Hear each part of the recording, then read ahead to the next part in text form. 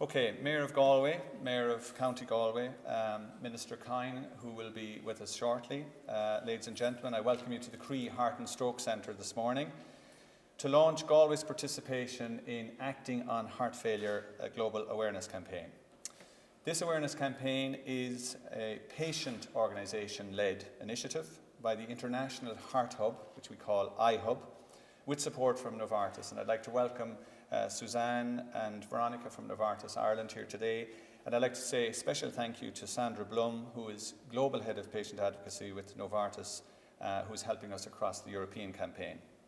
I'm pleased to say that we at Croí are one of the 8 founding members of ihhub, which, as I said, is a global alliance of heart patient organisations established over 4 years ago, and today we have a membership of 44 organisations across the globe. So it's growing very rapidly, indicative of the fact that there is a need to represent the patient voice, particularly in the cardiovascular domain, and today specifically in heart failure.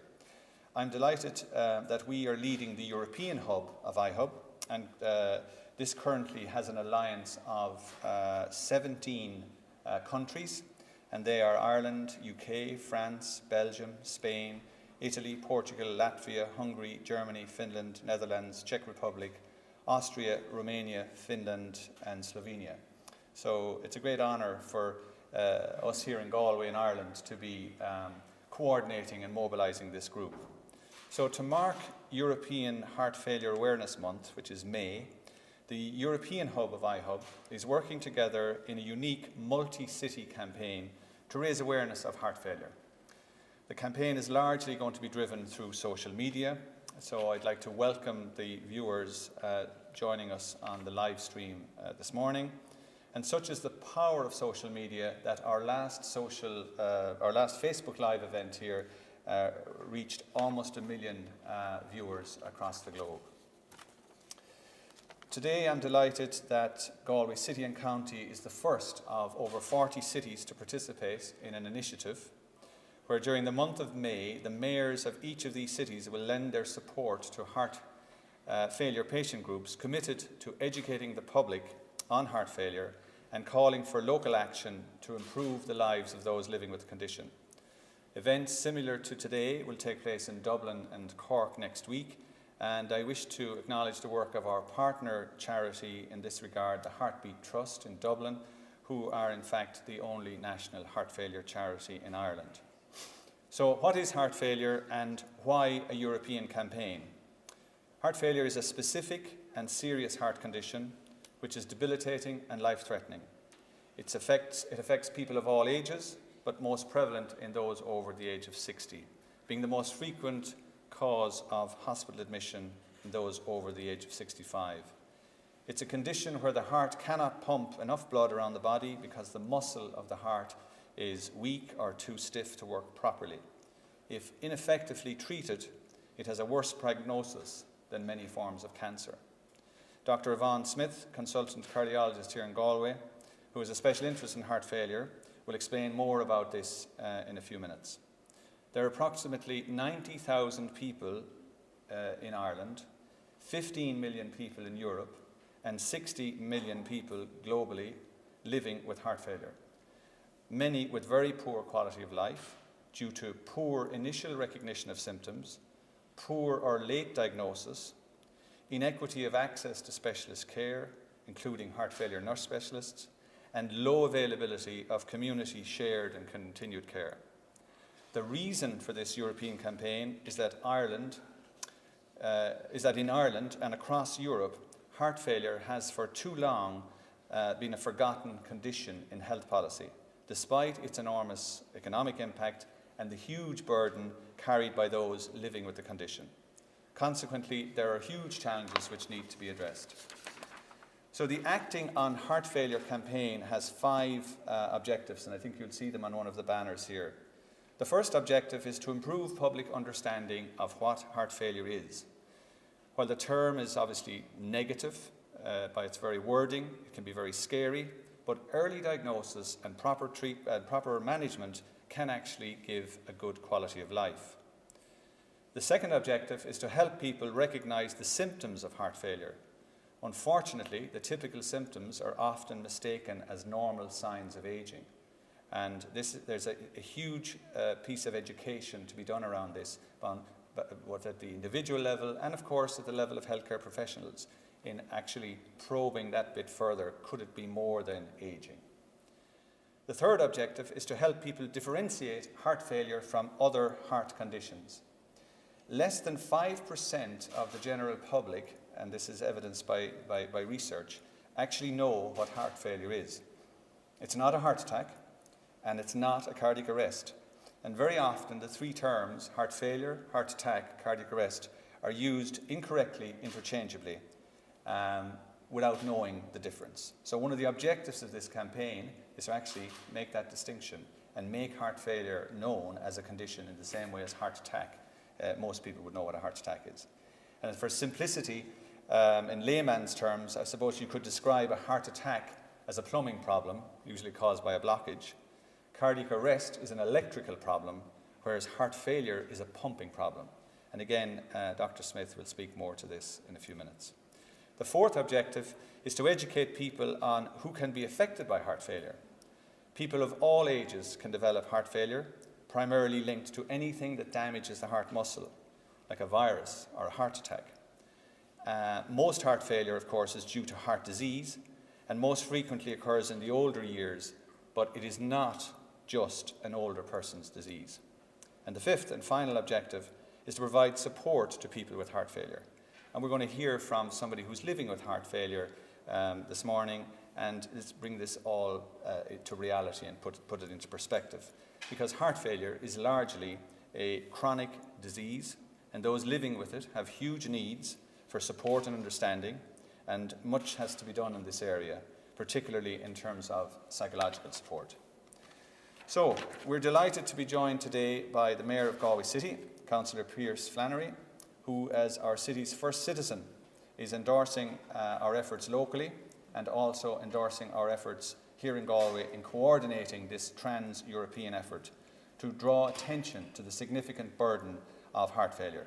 Will you give a warm welcome, please, to the Mayor of Galway City, Councillor Pierce Flannery.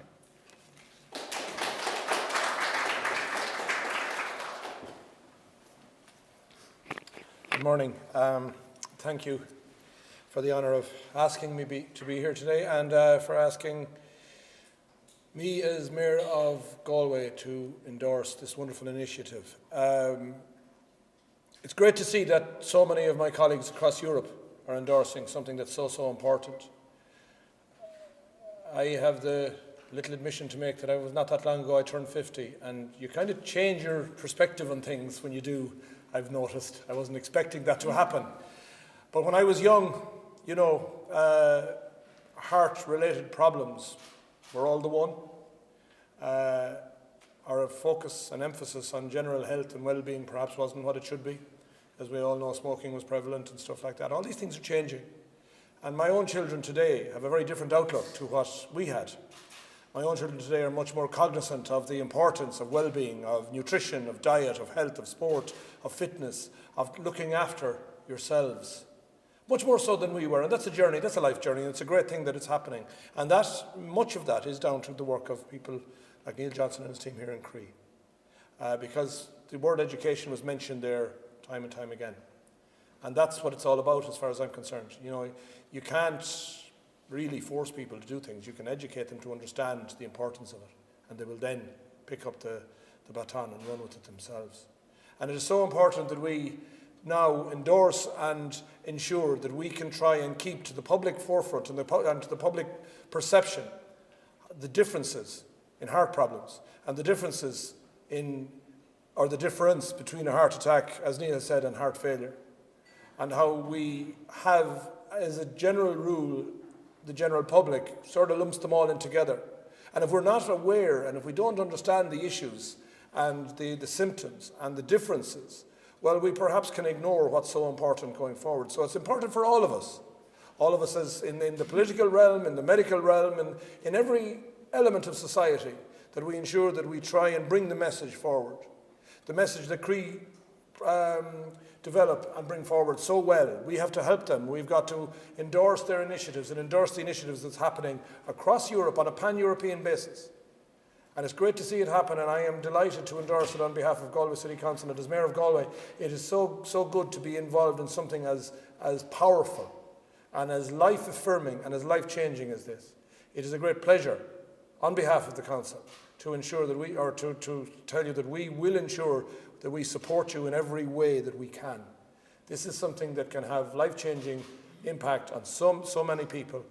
It's about education, it's about cooperation, and it's about ensuring that we bring that message out there so that the journey we've been on since I was a young man, whereby we very quickly changed our perception of health and well-being and of the whole issues with regard to cardiovascular problems. We've come on a journey there. People are more cognizant of them, but there's a further journey to go. We're only some way down the road, and it is our responsibility that we try and do and ensure that that happens. And it's great to see that Croí are leading that charge once again, that they're to the fore of that. And on behalf of Galway, we would like to support you and hope that you stay to the fore of that, and welcome our colleagues from across Europe and say, please join in. The more the merrier. This is a worldwide thing that we need to try and get going, that people understand the issues at hand. And once we have understanding, well, then we can start to address things. Cormila Mahagav Kildare, and good luck with this initiative. Thank you.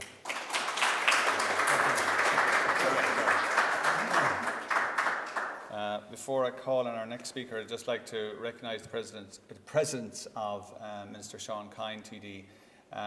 Sean has been very supportive over the last number of years, particularly at the European level, in terms of opening the door for this small organisation here from the west of Ireland in integrating with other organisations across Europe.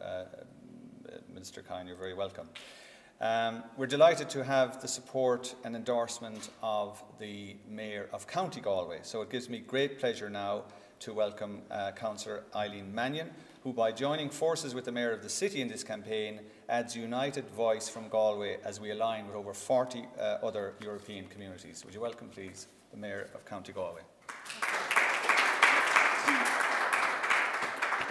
Thank you very much and good morning. Mayor of Galway City, Coronary, Minister Sean Kine and distinguished guests. I'm delighted to be here this morning in Croí, and I have to say it's the first event, and I'm almost a year into my role, almost finished my role I suppose, as Cathaoirleach of the County of Galway. It's my first event in relation to health, and health is so important to everybody, because if we haven't got our health, we've nothing. But I'd just like to first of all thank Croí for the invitation, and thank all the staff here for the wonderful work you're doing in promoting positive health.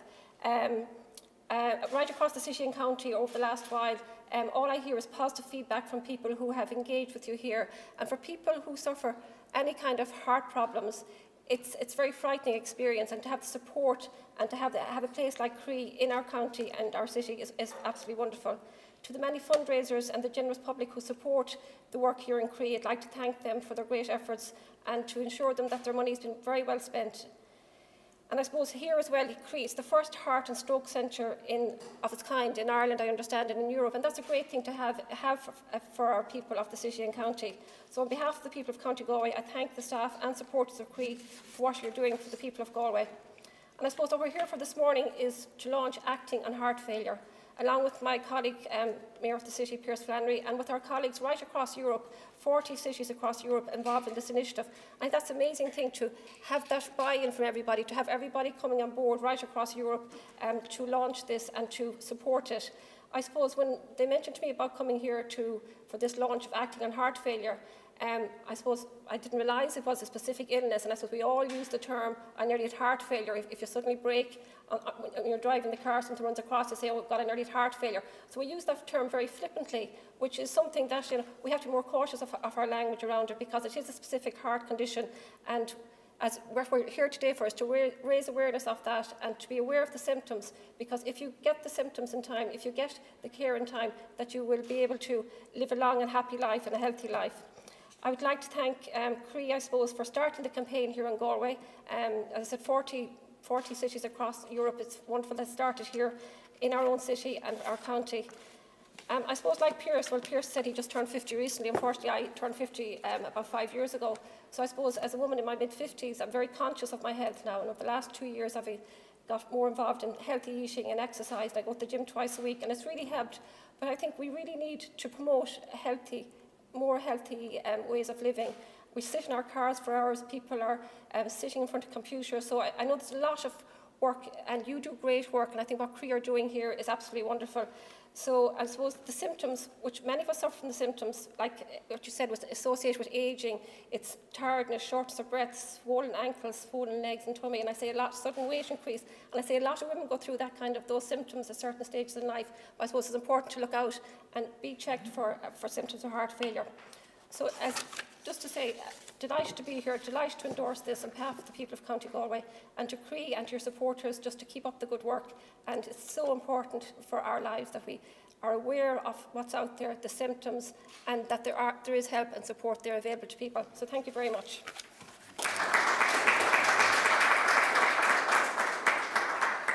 So it's absolutely fantastic to have those words of endorsement and encouragement from the Mayor of the city and the county, and particularly good, Councillor Mannion, to have the female perspective on this, because actually heart disease in general in women is poorly understood and presents differently, and maybe in the context of heart failure, Dr. Smith might pass a few comments on that, because there are some very important messages for women when it comes to heart failure. So over the last number of years, we've begun here in Croí to try and address some of the challenges of heart failure, and we've had tremendous support from the cardiologists at the Department of Cardiology in Galway University Hospital, which is the specialist cardiac centre in the west of Ireland. And in particular, we're delighted to be working with Dr. Yvonne Smith, who's a consultant cardiologist, and she's been working with us in this area for the last number of years. And I invite her now to tell us more about heart failure, how it's diagnosed and maybe how it's treated. Would you give a warm welcome, please, to Dr. Yvonne Smith?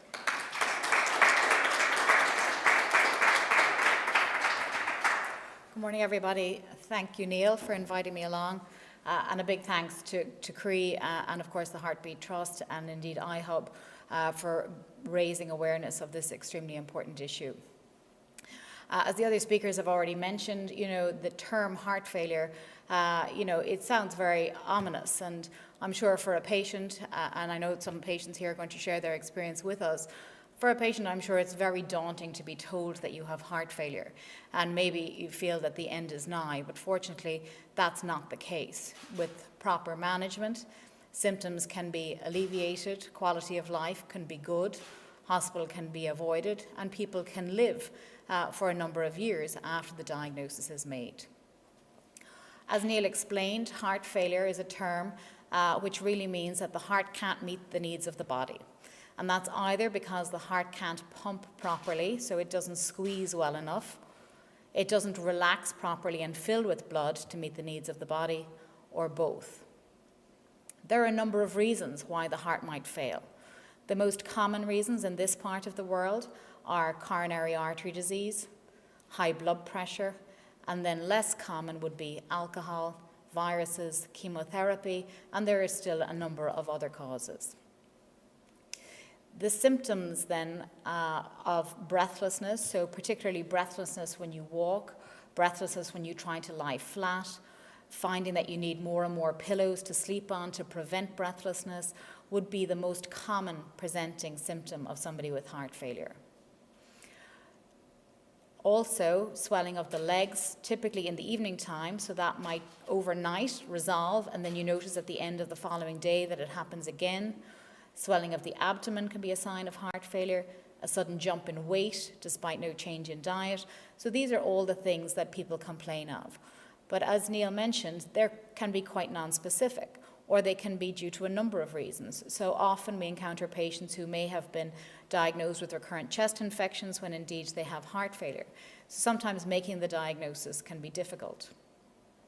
We principally make the diagnosis based on the patient's symptoms, on examining the patient, on doing a particular blood test, which has become more widely available.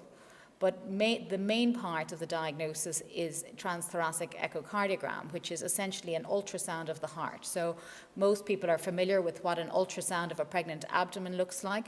An ultrasound of the heart is similar.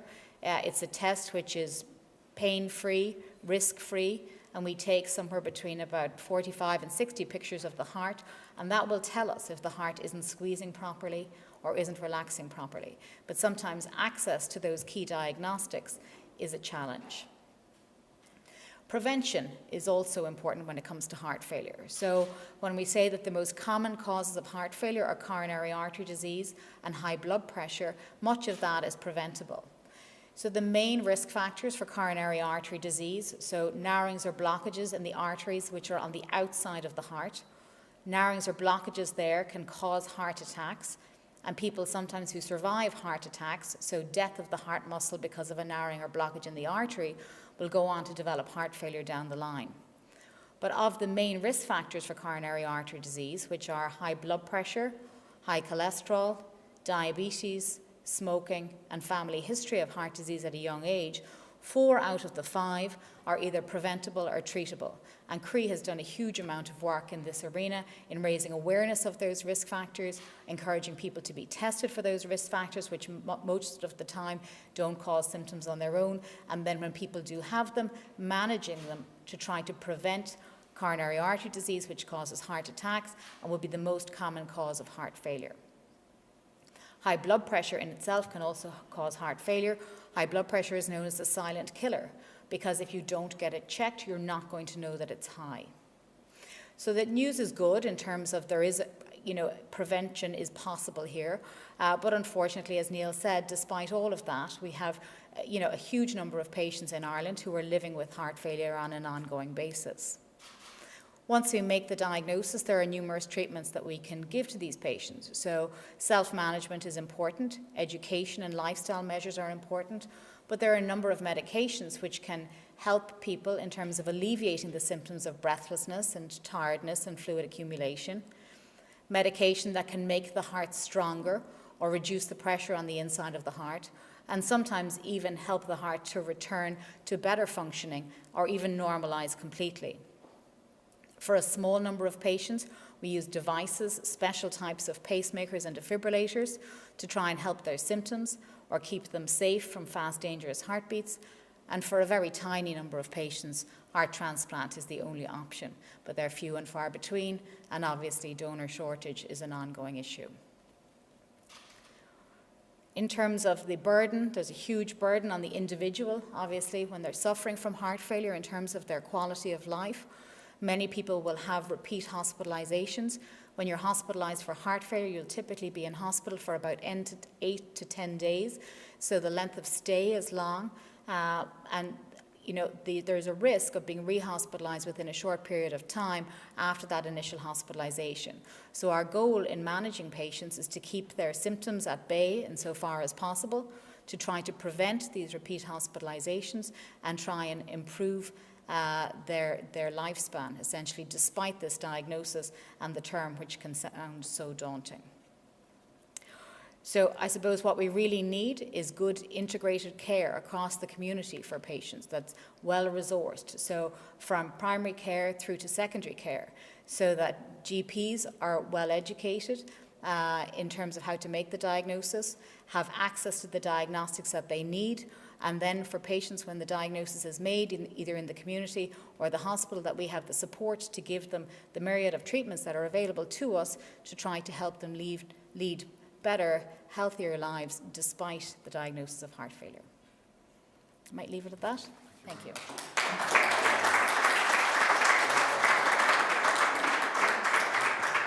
So thank Dr. Smith for that excellently clear and succinct description of heart failure. And the impetus, of course, for this campaign, and indeed for everything that we do here in Croí, is the patient of any of the diseases in the cardiovascular family of diseases. Today, specifically, we're looking at heart failure. And there's no greater validation for our work than the experience of somebody living with heart failure. And I'm delighted we're joined today by 2 of such individuals. Unfortunately, a number of the others invited are actually in hospital at the moment and send their apologies. All of these, a number of about 6 or 8, I think at this point, have recently joined forces to form a national heart failure patient alliance here in Ireland, forming part of the ihhub network. And I'm delighted to welcome the chairperson of the Irish group, Annette Irving, who's kindly agreed to share her personal story with us. Will you give a warm welcome, please, to Annette?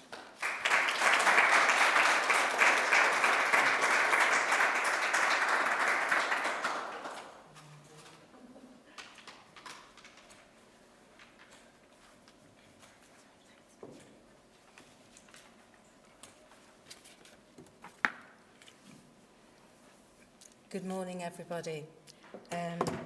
My name's Annette, and I am just one of the thousands of people who suffer from heart failure on a daily basis. Heart failure is it's not an older person's disease predominantly, it is, but it can occur in people of all ages. It's not just in heart attacks. There are other points that it becomes available in, such as pregnancy, through a virus, genetic reasons, forms of chemotherapy, and Dr. Smith has mentioned the key ones of heart attacks and also of high blood pressure. I developed heart failure when I had a heart attack that affected my left ventricle. This meant my heart stopped pumping effectively the blood around my body, which meant my life changed. I was always the one who was the carer, both in the family and in my career. Suddenly, I found myself being the one that needed assistance. Heart failure impacts on all my daily activities. On the bad days, it's difficult some mornings when I get out of bed and realise that I'm short of breath and walking short distances. You realise that today is not going to be one of the good days. You have to plan times for rest during the day, and sometimes I have to cancel appointments because I know it will be impossible for me to attend anything. Even light household duties are a no-no. I get very tired at the slightest exertion. My feet and legs swell and I retain fluid in my abdomen. And the heat seems to make my feet swell even worse. But I've not really had a problem with that this year due to the lovely weather. Climbing stairs is not something I can do these days, and having a shower and dressing takes longer because I have to stop and pace myself. I don't feel hungry on these days, and I find it difficult to eat meals, so I tend to snack. I need a minimum of 3 pillows as it's difficult for me to lie down flat, and I don't always go to the toilet as much as I would normally. On good days, I try and do as much as I can within my limitations as I take advantage of feeling able. I have grandchildren that I love going to the park with, but unfortunately I can't do things with them that I would love to do. I wouldn't be able to take them on my own as they run off, and I wouldn't be able to get them. I have, however, turned to more other things that I can do with them, such as crafts and painting, as ways of engaging with them. Although sometimes it's hard to know what are the children's paintings and what are mine. Due to the diuretics, life has always become about planning trips around toilets, something you've become very adept at. It's also important to make sure I have my flu injection and go to my GP as soon as I feel unwell, as minor infections can often get very serious very quickly. What I thought was a cold turned out to be bilateral pneumonia. To keep myself in the best health I possibly can, I find it's important to engage regularly with a heart failure clinic. The heart failure clinic I attend has 2 amazing heart failure nurses who know me very well and help keep my heart failure under control. The best way I have to do it is to play my part. It's very important that as a patient or a person living with heart failure, you have to do your bit. What I do is I weigh myself daily, and if I have an increase of above 2 kilograms over a few days, I contact them. They then do an assessment, and then they tell me whether I need to increase my diuretics or not. They see me in the clinic regularly, where they take my blood, check my blood pressure, see what my oxygenation is like, weigh me, check what symptoms I have been having, and check my legs for swelling. They work closely with the medical and cardiology team and the GP, and provide psychological support and assistance. Psychological support is one of the most important things I have found throughout my time of being diagnosed with heart failure. I had to adjust to working within my limitations, which can be soul-destroying. When your limitations are far below what they used to be. There was a total change in my role as a wife, a mother, a granddaughter, a daughter, and a grandmother, a worker, a friend, and a carer. Life as I knew it became incomplete. I had to adjust, I had to change my idea of complete in order to survive the down days, and that acceptance helps you to cope with the bad days. Heart failure can be a scary diagnosis. You have good days and bad days, but the main thing I have found is to keep positive. Find new ways to do things, address any issues you may have, and play your part in the management of it. And above all, don't sweat the small stuff. Thank you.